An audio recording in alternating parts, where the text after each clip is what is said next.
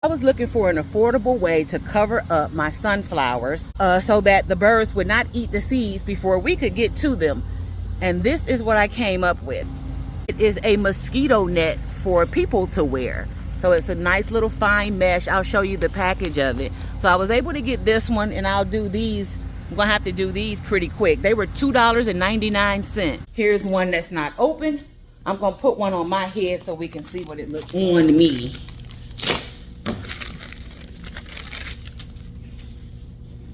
And it is a really nice fine mesh.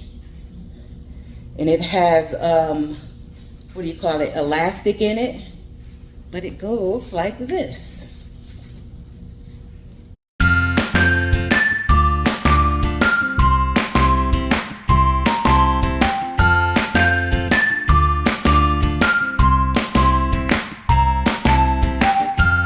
From far back, you can't, that is actually on the flower.